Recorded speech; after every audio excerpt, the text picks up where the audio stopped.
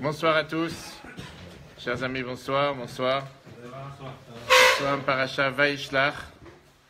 La paracha, deuxième paracha sur 6 qui nous parle de notre très cher Yaakov, troisième des patriarches. Sauf que justement ce soir, contrairement à ce qu'on a fait jusqu'à présent, on va plus se focaliser sur les patriarches et on va parler sur les matriarches. Parce qu'au final, s'il n'y aurait pas eu de matriarches, il n'y aurait pas eu de peuple juif, il n'y aurait pas eu la continuité du peuple juif tout court. Et c'est pour ça que c'est important de parler, surtout que la paracha de cette semaine nous parle en long et en large sur ce qui s'est passé avec une des matriarches, qui s'appelait bien sûr Léa. Et la Torah ne parle pas seulement de Léa, mais nous parle surtout de ce qui s'est passé avec sa fille. Regardez, vous avez tous les feuilles, vous pouvez partager.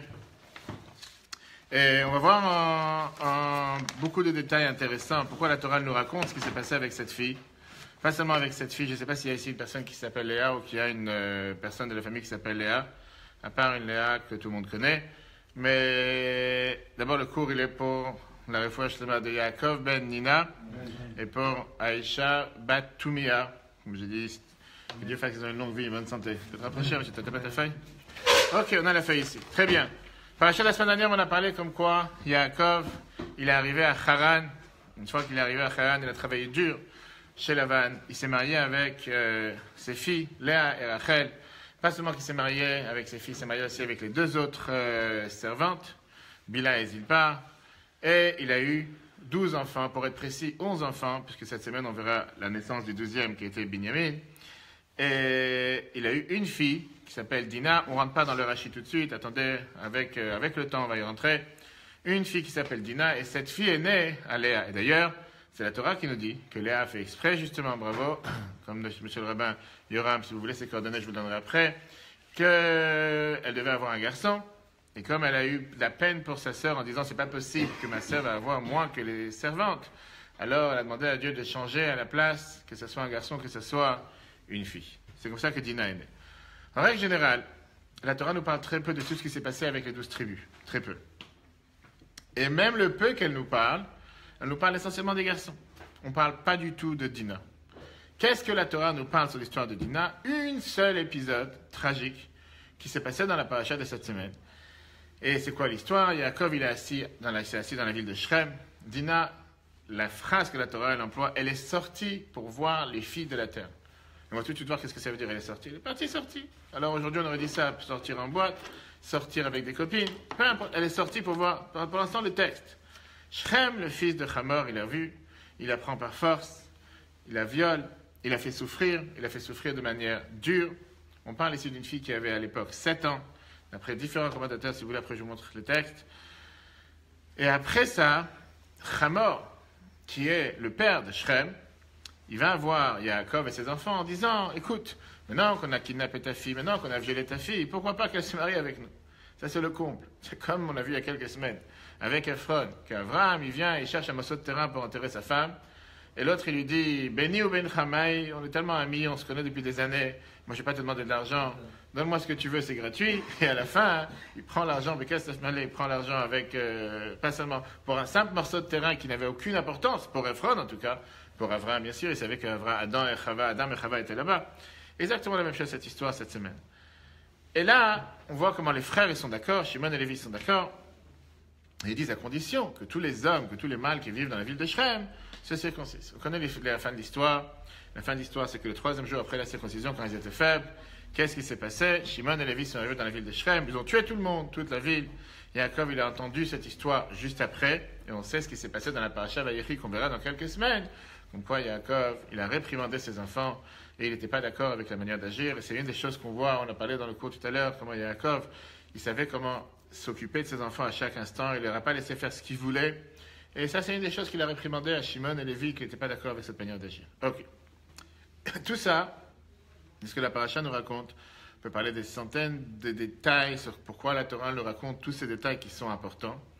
Est-ce qu'ils ont eu raison de venger leur sœur? Est-ce qu'ils n'ont pas eu raison? Est-ce qu'ils auraient dû agir de cette manière? Est-ce que c'était normal d'être rusé, de dire quelque chose qu'ils n'ont pas eu un instant pensé vraiment qu'ils allaient se marier avec elle? Mais la Torah ne mentionne presque rien sur qu'est-ce qui s'est passé avec cette fille. Et la question numéro 1 qu'on peut tous se demander, qu'est-ce qu'une fille de 7 ans sort la nuit ou le jour, toute seule, pour aller voir ce qui se passe avec les autres filles? Tu vas me dire, une adolescente qui sort d'avoir ses copines, je peux comprendre. Qu'est-ce qu'une fille de 7 ans fait pour aller dans la rue toute seule, pour aller voir ce qui se passe avec des autres filles? Qu'est-ce qu'elle fait toute seule dans la ville de Shrem? Pourquoi elle n'était pas à la maison avec ses parents? Est-ce que c'était une fille tout court qui cherchait à se prostituer, sortir, avoir des rapports avec des gens? On parle d'une fille quand même, une fille jeune. Et surtout qu'on ne parle pas d'une simple fille. Importante et une fille importante. Comment elle peut se permettre de faire une telle chose?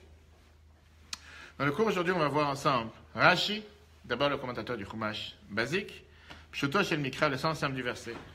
Et on va voir comment Rashi, à travers toutes les générations, on a toujours compris comment apparemment c'est une histoire négative.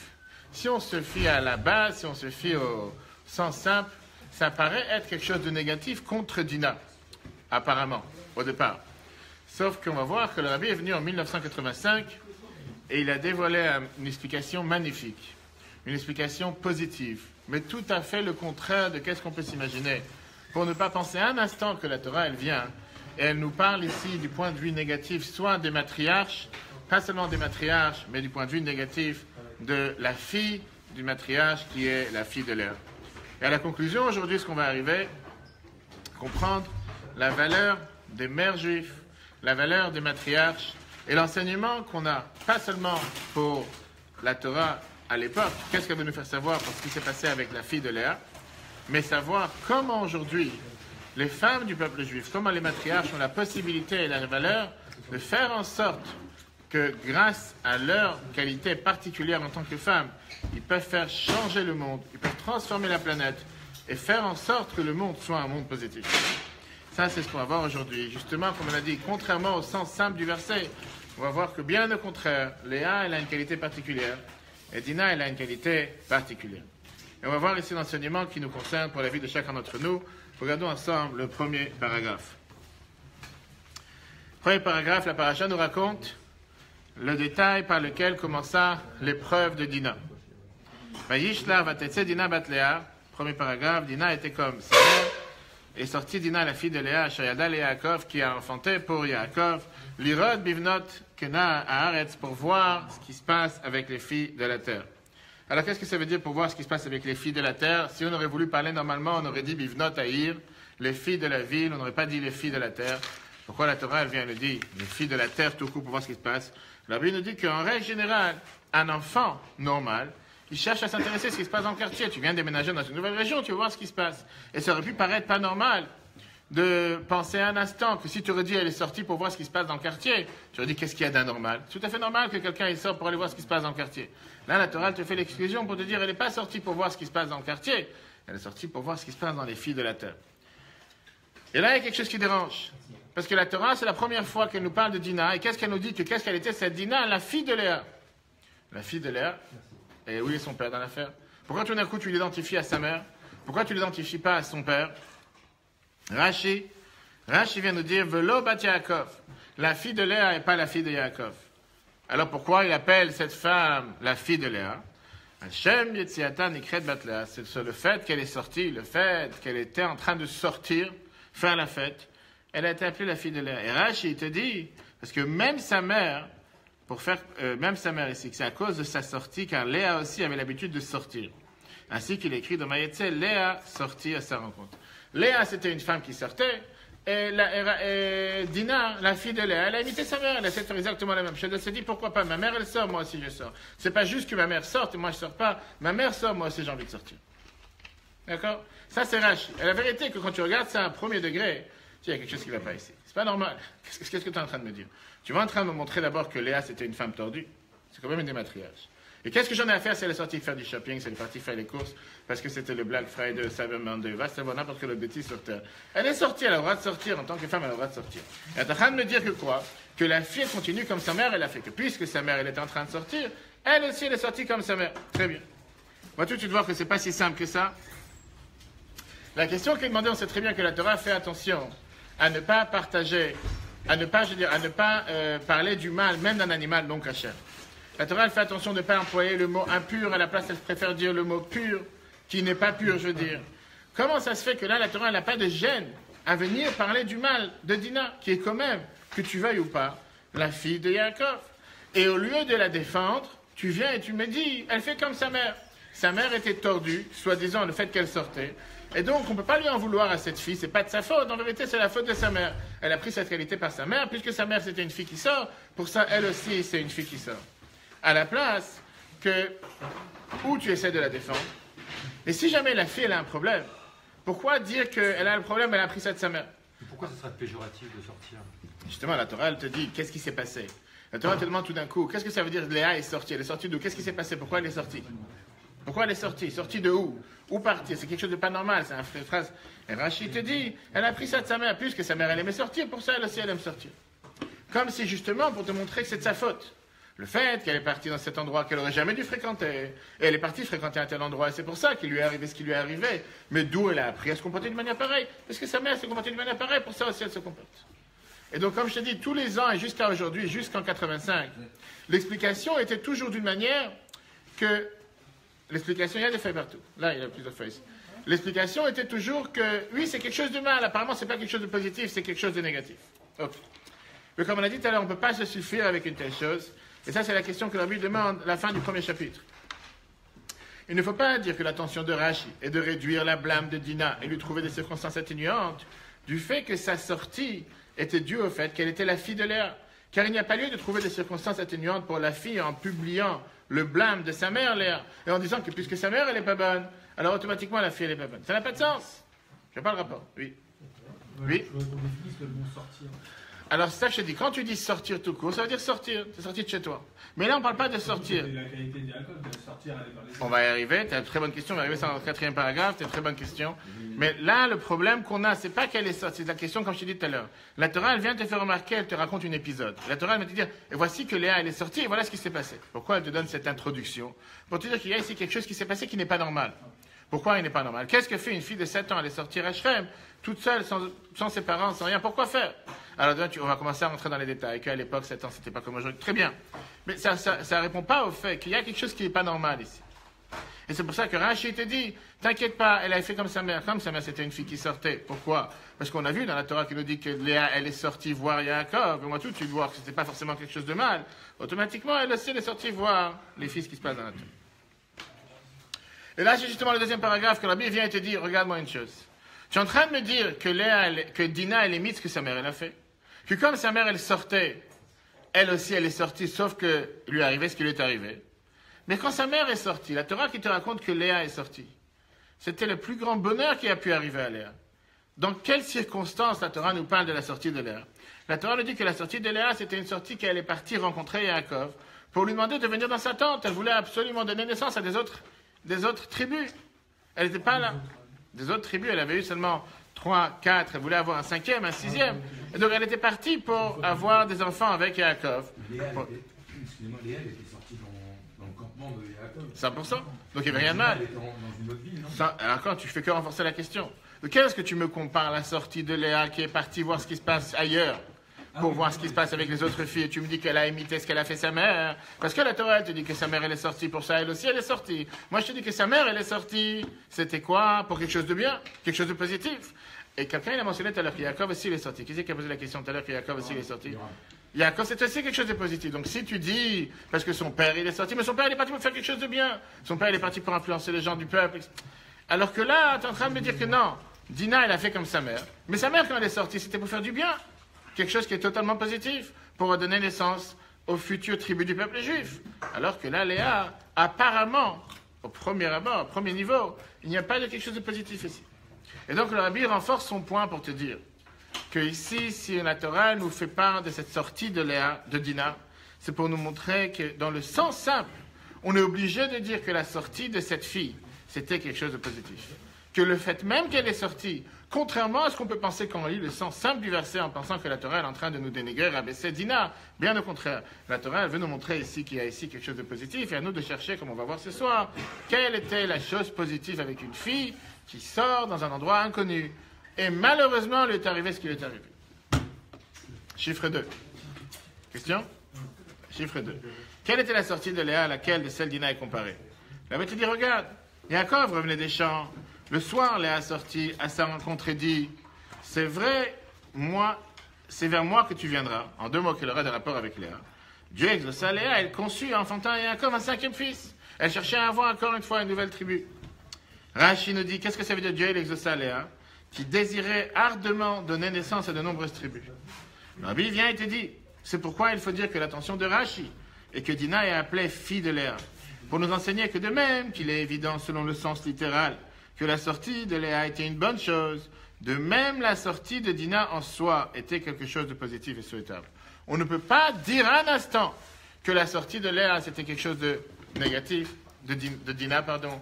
On est obligé de dire que la sortie de Dina c'était quelque chose de positif, et pas seulement quelque chose de positif, mais ça vient nous montrer qu'est-ce que nous, on doit faire dans la vie de tous les jours. Et pour ça, avant de commencer à décortiquer cet épisode, avant de commencer à comprendre qu'est-ce qui s'est passé avec cette Dina, on doit d'abord commencer à comprendre, à faire la psychanalyse.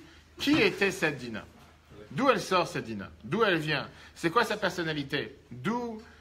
Pourquoi elle est arrivée sur Terre? Et une fois qu'on va comprendre c'était quoi ses traits de caractère, c'était quoi sa manière d'agir, on va pouvoir comprendre qui était Dina. On a dit tout à l'heure, quelqu'un il a mentionné, que quand Yaakov il est parti rencontrer son frère Esav, alors qu'il ne savait pas qu'est-ce qui se passe avec son frère, il ne savait pas si jamais il est là pour être là présent avec lui ou pas. Est-ce qu'il est là pour faire la paix avec lui ou il est là pour faire la guerre avec lui? La Torah nous dit la phrase suivante, qu'il a pris avec lui ses 2 femmes, ses 2 servantes et ses 11 enfants. Et la Torah ne mentionne à aucun moment qu'il a pris aussi sa fille, qui s'appelait Dina. La Torah ne le mentionne pas. Bien sûr qu'elle était née. Une seconde, vient Rashi, qu'est-ce qu'il dit, comme il dit Harry. Vient Rashi, et Rashi te dit, Vedina et Chanaïta. Où était Dina à l'époque? Rashi te dit une chose de bizarre, que Yaakov il a mis dans une valise, à l'époque. Même Abraham, il avait mis Sarah dans une valise, en arrivant en Égypte. Apparemment, c'était la manière de cacher les choses. C'est pas né aujourd'hui. Mais à l'époque, on avait l'habitude de mettre des gens. En tout cas, il a mis dans une boîte. Fenal Befana, il a fermé la porte, il a fait en sorte qu'on ne la voit pas, en 2 mots. Chez Loï Tenba Esav Enaf. Afin que Esav ne mette pas ses yeux sur Dina. En 2 mots, il aurait pu arriver que Esav dit à Yaakov, ah, tu veux montrer que tu m'aimes vraiment? Donne-moi ta fille. Peu importe la raison. Peu importe ce qui se passait à l'époque. Rashi continue en te disant, où le kach ne'ena chez Yaakov a été puni. Chez Man'am et Achiv, qu'il a empêché que Dina rencontre son frère. Pourquoi? Une seconde. Rashi continue. Shema tarzireinu le mutav. Pourquoi? De peur qu'elle va le faire tchouva. Et c'est la raison pour laquelle Nafla Beyat Shrem, elle est tombée dans les mains de Shrem. Ça, c'est un Rashi explosif. Si tu commences à décortiquer ce Rashi, c'est quelque chose qui est totalement incompréhensible. Comment tu peux penser un instant que Yaakov lui-même n'est pas sûr de son sort? Yaakov lui-même, il ne sait pas si son frère veut le tuer. Il ne sait pas combien de personnes sont avec lui. C'est là pour faire la guerre contre lui. C'est là pour se battre avec lui.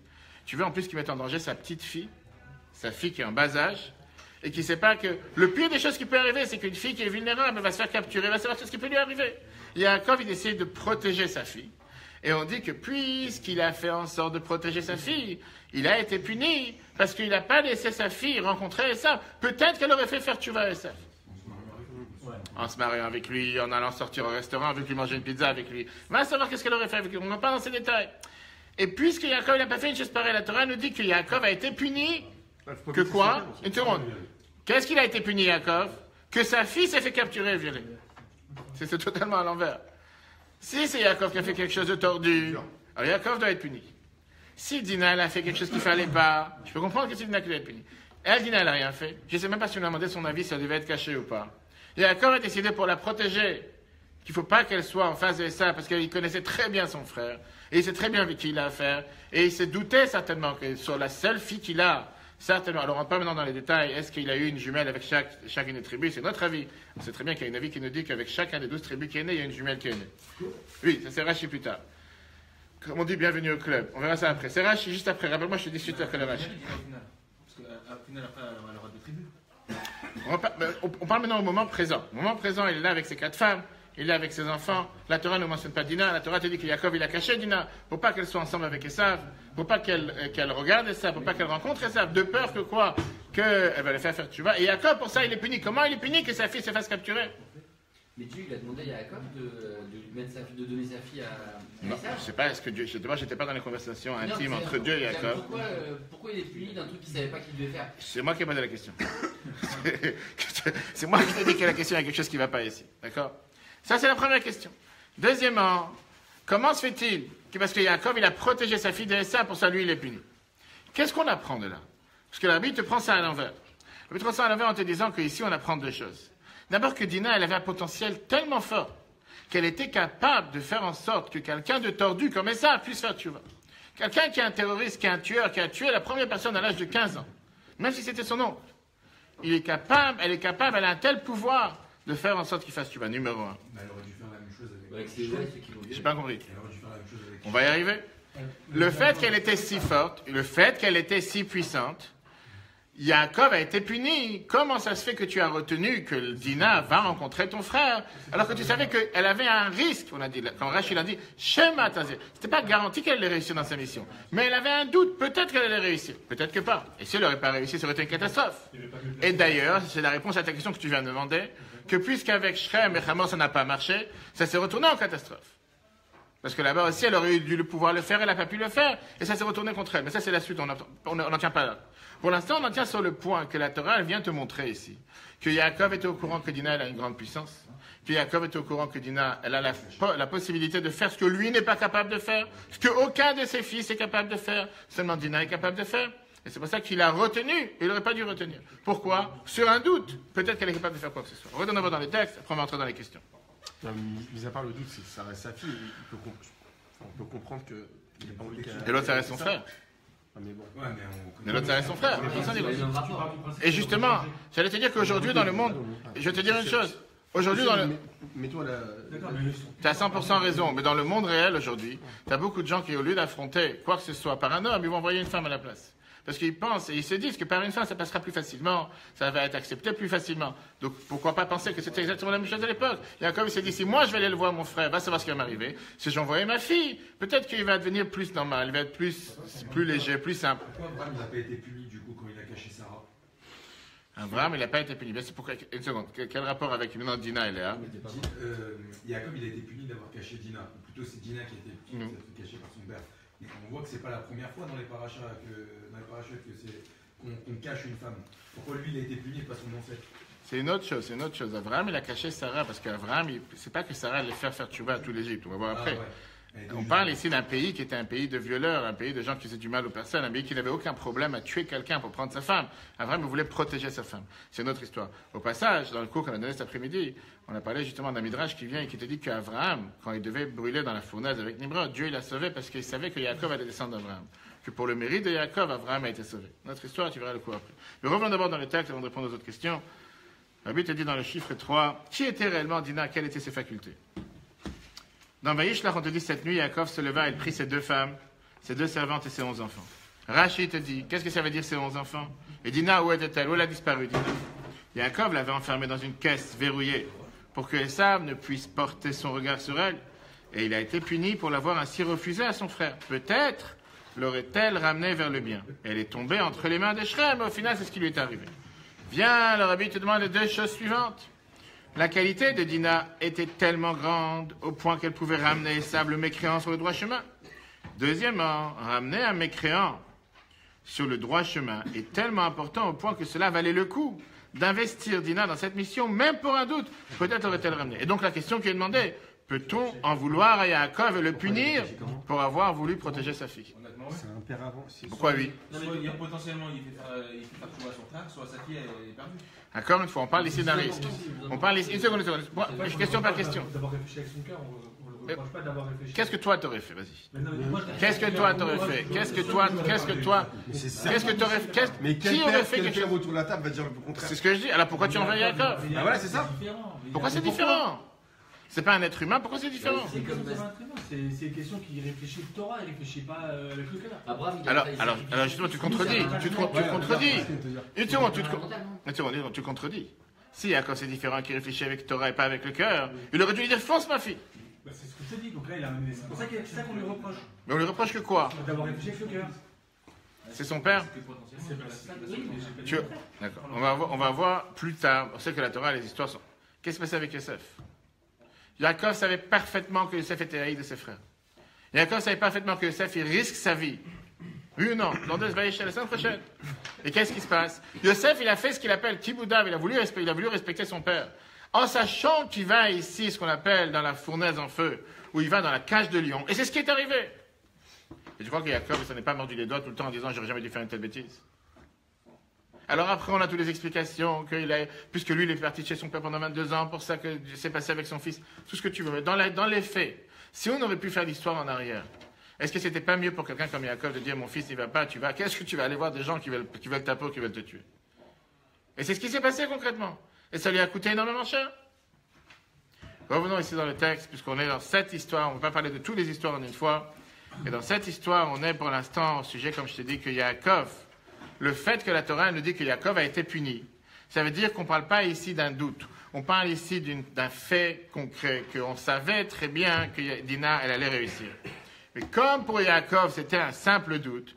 Pourquoi? Parce que même si Dina, elle a toute la puissance sur terre, même si Dina, elle a toutes les capacités sur terre, ça ne dépend pas que d'elle. Ça dépend aussi de l'essai. Des fois, tu peux avoir la personne la plus rodée, la plus perfectionnée, la plus réussie, le meilleur commercial sur terre, et c'est pas forcément que ça va aboutir à quelque chose, parce que tu dépends de quelqu'un d'autre. Puisque ça dépend aussi de Esav, c'est une des raisons pourquoi Yaakov n'a pas voulu prendre le plus petit risque. Si Yaakov il aurait été garanti à 100% que la mission va réussir, et il savait que sa fille va 100% réussir, et il savait que Esav c'est quelqu'un qui est tellement simple et tellement bête, forcément il va réussir. N'oublie pas un instant qu'en allant sur cette route, Yaakov il a retourné en arrière parce qu'il a oublié des affaires. Et il a dû se battre toute la nuit avec l'ange de Esav. On parlait ici d'un dossier très lourd. On ne parle pas ici de quelqu'un qui va vers, je sais pas, il va vers le kilomètre, il va vers la plage, et il n'a aucun obstacle sur terre, et il rencontre aucun terroriste, et il rencontre personne qui va lui faire du mal, et tout le monde attend. Oh Yaakov, ça fait des années qu'on t'attend où tu étais jusqu'à présent. Il marche sur des œufs, il ne sait pas vers quoi il va. Pas seulement ça, c'est qu'en allant pour rencontrer son frère, même qu'on lui a dit, les anges ont dit, t'inquiète pas, ou bien il va faire la guerre ou pas. Déjà avant la rencontre, il y a déjà l'ange puissance spirituelle des saves qui vient et qui ne laisse pas avancer. Alors oui, il a gagné la bataille. Oui, il a été blessé. Mais ça montre qu'il y a ici une résistance énormément puissante. Quel est le fou sur terre qui va dire que plus que moi, parce que j'ai un certain mérite, que Dieu m'a dit qu'il va me protéger dans tout ce que je vais aller, on a vu ça la semaine dernière, et je te garderai, et tu reviendrais, qui me garantit que cette protection est aussi pour ma fille? Et pourquoi j'irai envoyer ma fille dans un terrain hostile? Et comme tu l'ange des sables. C'est moi qui ai battu. Yaakov a dit, moi j'ai battu. Donc il s'est affaibli. Et pourquoi il s'est fait affaiblir? Il s'est fait affaiblir. L'ange, tu parles. L'ange de savait ça vient. La finalité, on connaît la fin de l'histoire, qu'il n'y a eu aucune bagarre, il n'y a aucune dispute, il n'y a pas eu de guerre, ils se sont embrassés et tout ce que tu veux, ils sont devenus les plus grands amis sur terre. Et comme la Torah nous dit, d'après la Chassidut, c'est expliqué que Yaakov, pour lui, il était déjà prêt que Mashiach arrive, et pour Yaakov, il était prêt que Esav était déjà à un niveau très élevé. Le problème, c'est que Esav n'était pas à un niveau élevé, c'est pour ça que les choses étaient en décalage. Parce que pour Yaakov, il était prêt que Esav était déjà à un niveau totalement réparé, totalement surmonté. Alors que Yaakov n'était pas. Pour Esav, c'était. Et ça montre la preuve même que Yaakov avait tout à fait le droit de mettre en doute la réussite de Dina. Il avait tout à fait le droit de se poser la question, est-ce que ça vaut la peine? Et donc ça fait que renforcer la question, pourquoi il a été puni? Et en plus de tout ça, mis à part ça, on dit que Yitzhak, il avait hésité un petit peu avant de bénir Yaakov. Esav. Et que, parce qu'il voyait qu'il avait le niveau, il fallait juste le révéler, machin. Peut-être que Dina, c'était la réparation pour pouvoir... On va rentrer dans cette mystique après. Okay. D'accord? Continuons. On est bien obligé de dire que quoi? Que le but, pourquoi Dina elle est sortie, ça c'est une des questions que vous avez soulevées tout à l'heure. Le but, pourquoi la Torah nous dit que Dina elle est sortie pour aller voir ce qui se passe avec les filles de la terre. C'était pas juste une fille qui cherchait à sortir en boîte, c'est pas juste une fille qui cherchait à sortir, aller au cinéma ou aller faire n'importe quelle autre bêtise sur terre. On parle ici pas de quelque chose de négatif de l'air. On est bien obligé d'arriver à la conclusion qu'on nous parle ici de quelque chose le plus positif de l'air. On est obligé de dire que sa sortie c'était une sortie positive. Pourquoi? Tout d'abord parce qu'elle avait le pouvoir de pouvoir faire en sorte que Esav revienne sur le bon chemin. Elle est partie voir les filles de la terre pour aller les convaincre. Elle a pris ça à l'exemple de qui? Pas seulement Abraham, et Sarah. Elle a eu son arrière-grand-père ou son grand-père que lui-même il est parti. Et il a réussi, un contre tous, à changer la planète. Un contre tous, il a réussi à faire en sorte que les gens comprennent qu'il y a le monothéisme sur terre, qu'il y a un Dieu sur terre et qu'il faut croire en Dieu. Elle avait cette qualité innée à l'intérieur d'elle, de génération en génération. Elle s'est dit qu'elle va réussir. Et surtout, d'où elle a eu, avant les grands-parents et les arrière-grands-parents, de sa mère. Et c'est ce que Rashi vient et te dit. C'est la force du rabbi de prendre un dossier qui apparaît négatif dans tous les commentaires. Et le rabbi te transforme ce dossier en positif. Que tout le monde prend ce dossier pour te dire, oui, puis que sa mère était tordue, automatiquement la fille elle est tordue. Le rabbi dit, non, ni la mère est tordue, ni la fille est tordue. La mère est positive et la fille est encore doublement positive. Et le rabbi te dit qu'au contraire, Léa, elle est sortie. Pourquoi on te dit que Léa elle est sortie? On a posé la question au départ, qu'est-ce que tu viens parler du mal de Léa et du mal de sa fille? Ne demande pas du mal ici. Pourquoi tu regardes les choses avec des lunettes négatives? Pourquoi tu dois regarder les choses avec une vue négative? Regarde ça positive. On te dit que Léa, elle est sortie. Parce que Léa, elle a fait le même travail. Et elle a réussi dans son travail, comme on va tout de suite voir. Et Yaakov, de son côté, c'était différent. Yaakov, il a empêché. Parce que Yaakov, il s'est dit, peut-être qu'elle n'a pas réussi. Et ça, c'est pour ça qu'il a été puni. Parce que Yaakov, il aurait dû les yeux fermés se dire, de la même manière que sa mère, elle a réussi, que sa grand-mère, elle a réussi, que sa femme, elle a réussi. Pourquoi sa fille, elle ne réussirait pas? C'est comme un enfant qui va apprendre pour la bar mitzvah 3 paragraphes, et je vous parle d'un cas que je connais, et que le père lui dit, tu pourras jamais. Je t'ai interdit d'apprendre plus qu'un paragraphe. Ah, l'enfant, il sait qu'il est capable, mais le père, il a peur d'avoir la honte que peut-être va savoir ce qu'il va lui... Tu n'as pas le droit d'apprendre 3 paragraphes. Tu ne pourras pas. Ah, l'enfant, il te dit qu'il peut, et l'enfant, il est capable de le faire, mais le père, il dit non.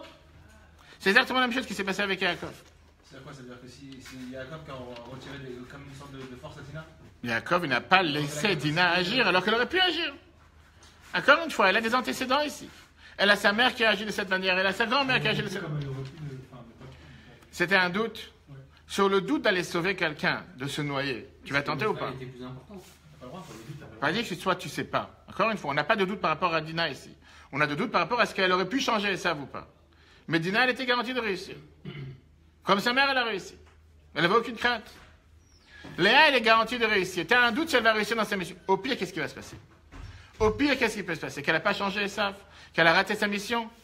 Elle a raté sa mission. Au pire, elle n'a pas réussi. Bienvenue. C'est vraiment ça le pire? On n'a pas fini, une seconde. Non, On n'a non, pas fini. elle n'a aucun risque de changer. D'après ce que l'habit explique ici, non, Léa, elle était garantie de réussir. Dina, elle était garantie de réussir. Tout de suite. D'accord? Maintenant, la question qui nous dérange, encore une fois, c'est néanmoins, pourquoi une telle punition? Pourquoi Yaakov, il a été tellement puni? La question qui est demandée, c'est qu'apparemment, c'est une question qui est trop dure. Pourquoi? C'est une punition qui est trop dure. Parce que lui, quand tu analyses en tant que père, la seule chose qu'il cherchait à faire, c'est protéger sa fille. Avec tout ce que tu peux expliquer, Torah, cœur, pas cœur, et il savait très bien avec qui elle a affaire. On peut dire que comme Dieu il fait attention avec les tzadikim, comme un cheveu, il fait attention avec les tzadikim, avec la moindre des choses qu'il fait. Yaakov, qui savait que sa fille a des capacités particulières pour pouvoir faire en sorte que même le plus grand rachat sur terre puisse faire tchouva, il n'aurait jamais dû l'empêcher. Si ça aurait été quelqu'un de normal, peut-être Dieu n'aurait pas pris ça à cœur. Mais comme c'est Yaakov qui l'a empêché, alors la Torah, elle fait attention qu'un tzaddik, dès qu'il fait une petite erreur, que pour les autres, c'est pas considéré une erreur. Pour ça, il avait aussi cette punition. Mais on n'a pas fini. Une seconde. À présent, le 4. Pourquoi on ne reproche pas à Yaakov ou à sa femme d'avoir essayé de faire chou à son frère? Pourquoi eux, ils ont... Tu vois bien que ça n'a pas marché. Ils s'enfuient. Oui, mais Il s'enfuit 20 ans. Là, aujourd'hui, Robert, il a peut-être d'autres capacités. Alors, il veut commencer petit à petit. Pourquoi se préparer à la guerre? Pourquoi se préparer avec le cadeau et la prière? Pourquoi il n'a pas choisi un des 3? Parce que Yaakov, il ne sait pas vers quel terrain il va. Pour l'instant, la seule parole qu'il se rappelle de son frère, c'est que son frère voulait le tuer, que sa mère lui a dit, pour ta vie, sauve-toi. Bon, ça renforce encore plus ta question, alors. Alors, encore une fois, il préfère au départ envoyer étape par étape. Si ça ne passe pas par lui, passe par sa fille. Le 4. Étant donné qu'elle avait le pouvoir de ramener même Esav sur le droit chemin, il est évident que sa sortie n'était pas impudique. Mais au contraire, pour faire connaissance avec les filles du pays et les ramener sur le droit chemin, cette qualité de Dina lui provint de sa mère. Alors que Yaakov voulait au contraire la cacher d'Esav et l'empêcher de ce genre d'activité, au point qu'elle a été punie. Mais on n'a pas fini. Pourquoi on n'a pas fini? La question est la suivante. Parce qu'au final, comment on peut comparer ce que Léa, elle est sortie? Puisqu'on a dit que comment cette fille, elle est sortie, elle a imité sa mère. Sa mère est sortie, lui aussi, elle est sortie. Elle aussi, elle est sortie. On a dit tout à l'heure que pourquoi Léa, elle est sortie? Pour avoir des autres tribus. Dina, elle est sortie pour quoi faire? Pour avoir affaire avec les forces du mal les plus grandes sur terre. C'est deux choses différentes. Je ne vais pas comparer une sortie à une autre sortie. Quand tu me dis elle est sortie parce que sa mère, elle est sortie. Sa mère, elle est sortie pour avoir des autres tribus, parmi les 12 tribus du peuple juif. Dina, elle est sortie pour aller avoir affronté les forces du mal, pour essayer de faire en sorte de changer les forces du mal. Deuxièmement, avançons plus loin dans le raisonnement. La mère de Dina, elle voulait avoir affaire avec Esav. Elle ne voulait pas avoir affaire avec Esav. La mère de Dina, elle pleurait à chaque fois quand on lui disait, les gens de la rue disaient que puisqu'elle a eu 2 filles et 2 garçons, le grand à la grande au grand et le petit au petit. Léa, elle pleurait, elle ne voulait pas avoir affaire avec Esav, à tel point qu'elle pleurait pour ça tout le temps. Si c'est comme ça, la question est doublement forte. Comment tu compares ici la sortie de la fille à la sortie de la mère? La mère a tout fait pour ne pas affronter Esav. La mère sort de chez elle pour pouvoir avoir des autres tribus avec Yaakov. Elle est que dans le bien et elle s'enfuit du mal. La fille, elle fait le contraire. Ni elle est dans le bien apparent. Elle sort pour quoi faire? Pour aller affronter le mal. Et tu veux que Yaakov, qui au milieu, il reste sans rien faire. Comme il a dit Yoni. Tu veux que Yaakov, il se dise, vas-y ma fille. Ta mère n'a pas voulu le faire, toi t'es mieux que ta mère. Sa mère n'a pas voulu affronter ses forces du mal. Sa mère savait qu'elle n'était pas capable. Pourquoi tu dis pas que Léa elle aurait dû se marier avec Esav pour le faire faire tchouva? Elle n'a pas fait une chose pareille.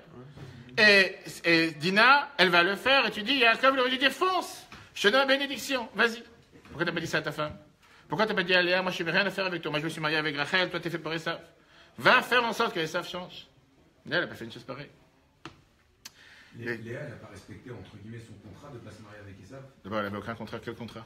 Entre guillemets, c'est les gens de la rue, là, on reproche quelque chose à Dina. Est-ce qu'il y a quelque chose qui a été reproché à Léa par rapport à ça? Attends, on arrive, on n'a pas fini.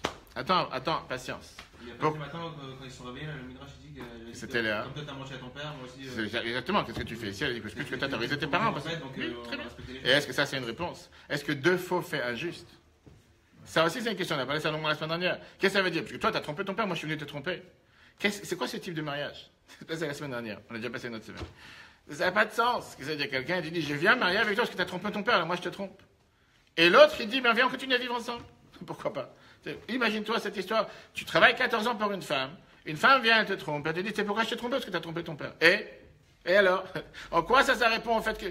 On n'entend pas la réponse. On avance. Il y a comme oui, tu as raison. Et il dit à sa femme, t'inquiète, je travaille pour toi encore 7 ans. Et au final, comme on a vu la semaine dernière, il finit par vivre la majorité de sa vie avec une femme qu'il n'a pas voulu se marier avec, au départ. Il est enterré avec une femme qu'il n'a pas voulu vivre avec. Tout ce qui s'est passé avec... Alors, ça c'est encore le sens simple. On a expliqué la semaine dernière que c'est pas si simple que ça, qu'au final, Yaakov, pourquoi il voulait Rachel? Parce qu'il cherchait, comme on va voir à la fin, qu'on parle ici de deux différentes manières de servir Dieu. Pour ça, je dis, il ne faut pas avancer les choses. Rachel représente les tzadikim, Léa représente ceux qui font tchouva. C'est la raison pour laquelle il avait dit, non, on va y arriver. Une seconde. D'abord, la question qu'on a ici, c'est que on doit d'abord comprendre c'est quoi le rôle des patriarches. On a dit tout à l'heure que la Torah nous parle énormément des patriarches, mais on ne parle pas vraiment de ce qui s'est passé avec les matriarches, les mères du peuple juif. Qu'est-ce que chacune a amené? On sait que chacun des trois patriarches, on a parlé ça longuement dans les cours cet après-midi, chacun des trois patriarches, Abraham, Yitzhak et Yaakov, a donné des qualités qui ont été transmises à chacun du peuple juif. Et c'est d'ailleurs la raison pourquoi ils sont appelés des Avot, patriarches. Les trois grandes qualités qu'ils ont transmises au peuple juif, c'est la bonté, la rigueur et la synthèse qui est entre les deux, qu'on appelle ça la miséricorde, rachamim. On peut rentrer ça dans les détails. Quand on a différentes couleurs, quand on a différents traits de caractère, et Abraham, c'était que la bonté, ça n'a pas forcément marché, il a eu Ishmael. Yitzhak était que la rigueur, ça n'a pas forcément marché, il a eu Esav. Il fallait qu'Yaakov vienne avec l'attribut de vérité qu'il avait, et faire en sorte que les deux se mélangent à chaque instant, à chaque moment. Ça, c'est tout le cours de cet après-midi, vous pourrez regarder après. Et c'est la raison pour laquelle Yaakov, il a réussi, alors que ses parents et grands-parents, avec 2 enfants, il en a un tordu. Lui, il a réussi d'avoir 12 enfants, ils sont tous parfaits. Alors, même ça qu'on dit que 12 enfants sont parfaits, c'est pas si simple que ça, parce qu'on sait très bien qu'on n'aurait jamais voulu avoir ni un Shimon, ni un Lévi, et ni un Yehuda au départ, avant qu'il fasse tchouva. On va tout de suite arriver au cas de Yehuda, par exemple, on va voir dans 2 semaines, que Yehuda, qui apparemment paraît comme un violeur, néanmoins, c'est celui qui nous a donné la qualité de tchouva, à tel point que Dieu l'a récompensé, qu'il est devenu celui qui a donné la royauté à tous les peuples juifs. Parce qu'il était capable de prendre, lui, la responsabilité en disant, c'est moi qui ai fauté. Mais ça, c'est après. Donc d'abord, on parle des 3 patriarches qui nous ont donné 3 qualités sur terre. C'est la raison pour laquelle, quand la Torah nous parle des 3 patriarches, la Torah nous dit que la qualité suprême revient chez qui? Chez Yaakov. Le peuple juif n'est pas appelé le peuple d'Abraham, on n'est pas appelé le peuple de Yitzhak, on est appelé les Béné Israël. Qu'est-ce que ça veut dire Béné Israël, les enfants d'Israël tout court, ou le Ham Israël, qui veut dire le peuple d'Israël? Parce que c'est le peuple de Yaakov. Yaakov lui-même a eu 12 enfants. Ces 12 enfants, ces 12 différentes manières de servir Dieu, il n'y a pas le temps ce soir de parler sur chacune de ces 12 manières, qu'est-ce que ça nous apprend, pourquoi et comment. Ces 12 différentes manières, leur source vient bien sûr de Yaakov. Comment ils ont été développés? Ces 12 différentes manières ont été développées par les matriarches, essentiellement Rachel et Léa, et aussi, si on veut, Bila n'hésite pas, mais essentiellement Rachel et Léa. C'est eux qui ont développé, à travers le peuple juif, différents traits de caractère et différentes manières d'agir. De la même manière que pour un enfant, le père il est responsable de quelques secondes, voire quelques minutes, et la mère est responsable pendant 9 mois, exactement la même chose. Yaakov a donné ces traits de caractère, 12 tribus, mais ils ont été développés, ils ont été élaborés, ils ont été mis en place à travers les matriarches qui étaient Rachel et Léa. Et c'est pour ça que les noms de tous les enfants des 12 tribus n'ont pas été donnés par le père, ont été donnés par la mère. On voit à chaque fois que la Torah a dit que Léa dit tel nom et tel nom, etc. On va y arriver. Bah, c'est mal, elle est morte, la pauvre. Non, mais si, elle devait l'appeler Biomi, je sais pas quoi. Encore une fois, mais au final, elle n'a pas pu, elle est morte. Pas lui en vouloir. On a parlé avec lui. Paye en son âme, si tu veux. On ne va pas lui en vouloir, on avance. Maintenant, viens la Torah, elle te dit, pour te dire qu'on peut, si on veut maintenant faire la distinction des 12 tribus, On peut diviser les 12 tribus, et encore une fois, c'est riche ici, mais on n'a pas le temps aujourd'hui. On a la catégorie des tzadikim, et on a les Baalei Tshuva. On a ceux qui se focalisaient toujours sur le bien, et ceux qui étaient tout le temps en train de se battre avec les forces du mal. Tous ceux qui étaient tout le temps en train de transformer le mal en bien, élever le mal vers le bien. On va y arriver, attends, patience. Point par point. Regardons le 5. Les différents niveaux dont le peuple juif proviennent des 3 patriarches, et en particulier de Yaakov. Ces différents niveaux furent dévoilés concrètement par les fils de Yaakov. 12 tribus qui correspondent aux 12 façons de servir Dieu qu'il y a dans le peuple juif. Ces différentes expressions provenant de Yaakov chez les tribus furent dévoilées par les matriarches Rachel et Léa, et entre parenthèses, Bila et Zilpa, qui construisirent la maison d'Israël. C'est pourquoi ce sont elles qui nommaient les tribus le nom Yaakov. Ces 12 voix peuvent être regroupées en 2 catégories générales. On a ici 2 types de travail existants, celui des tzadikim et celui des Baalei Tshuva. Le service des tzadikim est dans le monde de la sainteté, dans l'accomplissement de la Torah et les mitzvot, alors que le service de la Tshuva a pour but de transformer le mal en bien et plus généralement, élever le profane vers le sacré. Si maintenant on va commencer à rentrer dans les détails, quelles sont les mères? On sait qu'on a Rachel et on a Léa. Vient le Zohar et nous dit qu'une des raisons pourquoi le Misbéach, l'autel, dans le temple, se trouvait dans la partie de Binyamin, qui Binyamin était le fils de Rachel, et pas dans la partie de Yehuda, qui est le fils de Léa, alors que Yehuda est considéré celui qui est le plus élevé de toutes les autres tribus, parce que Binyamin était un tzaddik. Binyamin était un tzaddik, fils de Rachel qui représente les tzaddikim. C'est pour ça que le Misbéach et le temple se trouvent dans sa partie. Yehuda qui fait partie des enfants de Léa, ainsi que les autres tribus, qui ont participé à la vente de Yosef, avec tout ce qui en a coulé. Et eux, ils ont fait tchouva. Encore une fois, on connaît la fin de l'histoire. Le Misbéach, l'autel sur lequel on fait tchouva, ne peut pas se trouver dans la partie de celui qui a fauté. Il se trouve dans la partie du tzaddik. Pourquoi pas Yosef? Pourquoi pas Yosef? On va y arriver. On va y arriver tout. Il n'y a pas la rampe du Misbéach qui est dans leur partie. Encore une fois, je parle en règle générale. Je parle en règle générale, quand tu définis les 2 catégories, pourquoi a priori Yehuda c'est le meilleur de tous les 12 tribus? Si Yehuda c'est le meilleur de tous les 12 tribus, le temple aurait dû être dans son endroit. Mais la Torah, tu dis non, Yehuda fait partie de la catégorie de ceux qui font tchouva, pas de la catégorie de tzadikim. Et ça, c'est la différence, encore une fois, fondamentale qu'il y a entre les 12 tribus. Les enfants de Léa, si on analyse maintenant chacune de leurs histoires que la Torah nous raconte, ils sont constamment en train de faire tchouva. Yosef et Binyamin, ils sont constamment en train de représenter ce qu'est le tzadikim. Et d'où ils ont hérité une telle chose? Ils ont hérité une telle chose de leur mère. Léa fait partie de ceux qui font tchouva, Rachel fait partie de ceux qui sont tzadikim. Si vous avez écouté le cours de la semaine dernière, mercredi soir, c'est exactement ce qu'on a défini avec la différence entre Yaakov, vouloir se marier avec la perfection. Et Dieu il lui dit, c'est pas l'heureux sur terre. Cherche pas la perfection, cherche celui qui répare les imperfections. Et ça, c'était le travail de Léa. Yaakov, l'idéal était une femme parfaite. Pas seulement en tant que femme parfaite, une vie parfaite. Aucun mauvais sentiment, aucune épreuve, aucune difficulté. Tout ce que Dieu fait, je le fais sans problème. Je ne me pose pas de questions. Ça roule sur de l'or. Dans la vie de tous les jours, combien de gens sont comme Rachel, combien de gens sont comme Léa? La grande majorité du peuple juif, on enlève les tzadikim, peut-être tous ceux qui sont ici présents, moi exclus. La règle générale, c'est qu'on a tous le Rachel à minima et le Léa à 95%. On a tous des combats tous les jours, on a tous des difficultés tous les jours, on a tous des épreuves tous les jours. On aurait tellement voulu que les choses soient tellement plus faciles. On aurait tellement voulu. Mais Dieu nous a plombés avec une âme dans un corps, une Rachel dans un Léa. Dieu nous a plombés avec une neshama qui cherche à faire que la volonté de Dieu. Et le corps qui est là et qui dit à la nation, tu veux faire ce que Dieu veut. D'abord, il faut manger.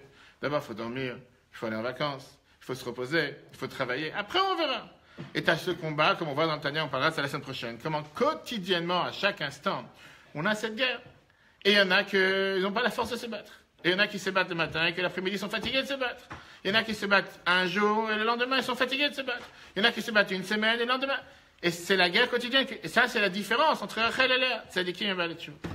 Maintenant, on revient à ce qu'on a dit tout à l'heure. Pourquoi tout le monde disait que Léa avait affaire avec qui? Avec Esav. Puisque Léa, c'est celle qui sort. C'est celle qui a affaire avec la Tshuva. Elle était capable d'aller parler avec Esav. Elle était capable d'avoir un impact sur Esav parce qu'elle sait très bien d'où elle vient. Elle sait de quel monde il se trouve Esav. On parle la même langue. Elle sait c'est quoi ses désirs. Elle sait ce qu'il cherche à faire. C'est pas quelqu'un qui vient d'un autre monde, d'une autre planète, qui sait pas de quoi tu parles. Elle sait exactement, c'est son travail sur terre. Faire Tshuva. C'est pour ça que ses enfants, ils font Tshuva. Automatiquement, elle sait parler avec Esav. Concrètement, Léa n'avait pas le courage suffisant et la force suffisante pour aller affronter Esav. Et c'est pour ça que concrètement, quand c'est arrivé devant le fait accompli, j'ai pas envie de me marier avec quelqu'un pareil. Bien sûr que l'idéal, c'est mon travail, mais c'est trop dur, je suis pas intéressé.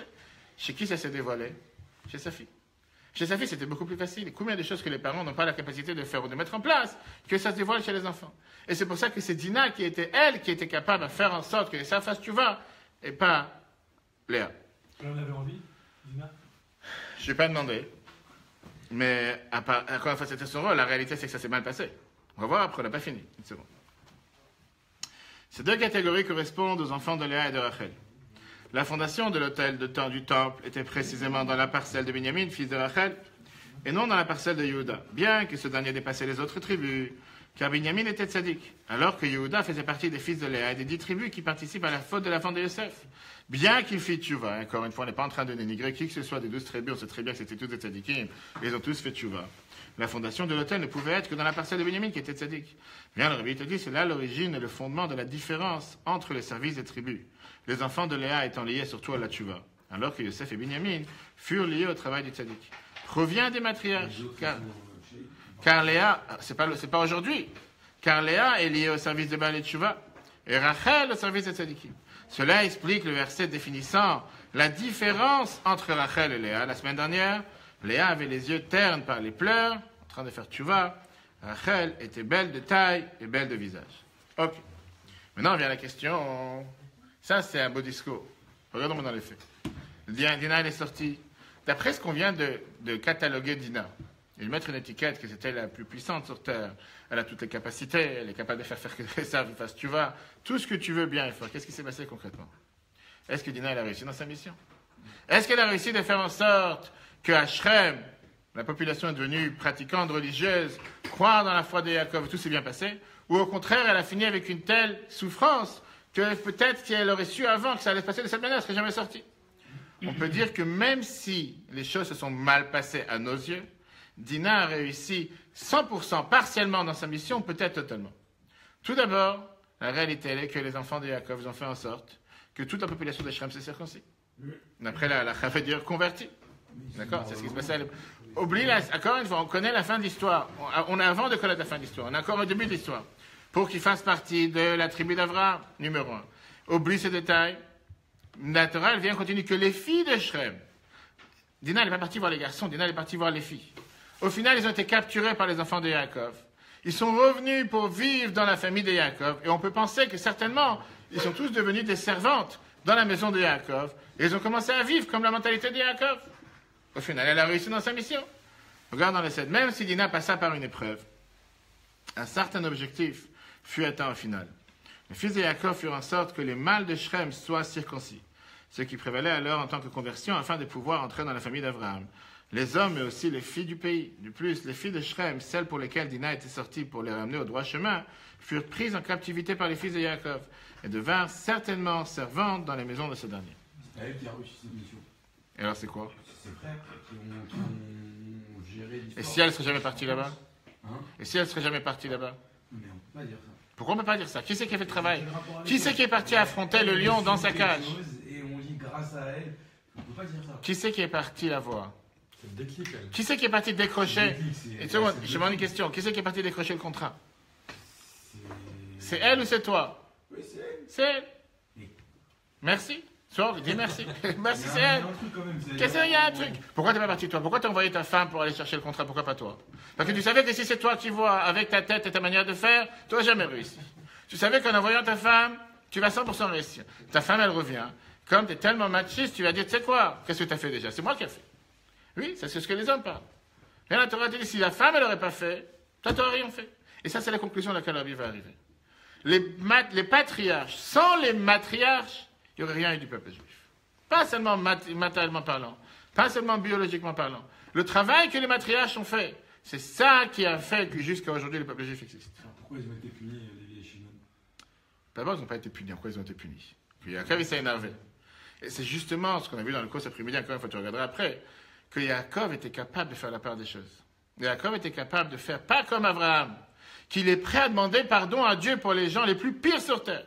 Les plus grands terroristes sur terre, qui vont violer des enfants, qui vont mettre du miel dans les cheveux des enfants parce qu'ils donnent un morceau de pain à un pauvre, qui vont tuer des gens à gauche, à droite, sans réfléchir. Viens Abraham et dit, je t'en supplie, mon Seigneur, fais quelque chose sauf ces personnes. D'où tu as vu quelqu'un sur terre qui va demander pardon et miséricorde pour les gens les plus pires sur terre. Mais Abraham, qui ne faisait pas de distinction entre les gens les plus pires et les gens les meilleurs, quelqu'un qui se prosterne à la poussière de ses pieds, il lui a dit, viens, rentre à la maison, prosterne-toi, je ne sais pas s'ils avaient un tapis ou pas dans le désert, viens, mange. La seule chose, dit merci Dieu. Il n'a pas aucune distinction, pour lui tout était bien, il n'y a rien, aucune différence. Et c'est ce qu'on a vu tout à l'heure, que la Torah te dit qu'à force d'avoir une telle bonté, sans aucune goutte, sans aucun pourcentage, sans aucune dilution, avec un peu de rigueur, qu'est-ce qu'il a fini par avoir? Un enfant que la Torah te dit qu'à sa naissance, il est destiné pour être un voyou. Oui, et pérenne.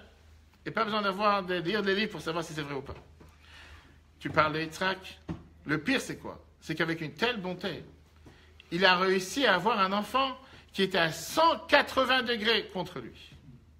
Parce que quand tu es tellement bon, tu fais cattiser quelqu'un qui ne peut plus être reconnaissant envers cette bonté. Yitzhak était quelqu'un qui ne s'autorisait pas l'erreur. C'était quelqu'un qui ne pouvait pas supporter que la fumée des sacrifices de ses belles-filles, qu'il faisait pour l'idolâtrie, peu importe ce qu'il faisait avec, l'a rendu aveugle. De quoi je me mêle? Laisse vivre. T'es pas content? Sors ailleurs. Va autre part. Qu'est-ce que tu prends tellement à cœur? Qu'est-ce que tu deviens tellement stressé à tel point de tomber malade? De devenir aveugle? Imagine-toi aujourd'hui, quelqu'un va dire, je vois un juge parler à la synagogue, ça me rend fou, je tombe malade. Tu as quelqu'un qui dit ça aujourd'hui. Quelqu'un qui va dire, il prend tellement à cœur, il devient, imagine-toi, tu aurais eu tellement de gens malades. Il se dit, je peux pas, je deviens paralysé, je peux pas voir un juge qui parle. C'est exactement ce qui se passe avec Yitzhak. Il était tellement rigoureux, il était tellement dur, qu'il pouvait pas, pour lui, c'était tout à fait le contraire. Même celui qui méritait, il ne méritait pas vraiment. Il a toujours trouvé pourquoi il ne mérite pas. Qu'est-ce qu'il a fini par avoir? Un tueur à 15 ans. Viens, Yaakov, il n'a pas commencé à faire un mélange. Il n'a pas fait ici un milkshake, il n'a pas commencé à faire un gâteau mélangé avec chocolat vanille. Il a accepté le fait qu'il y a ceux qui sont incapables, qu'il y a ceux qui ne méritent pas, vraiment pas. Vraiment, il ne mérite pas.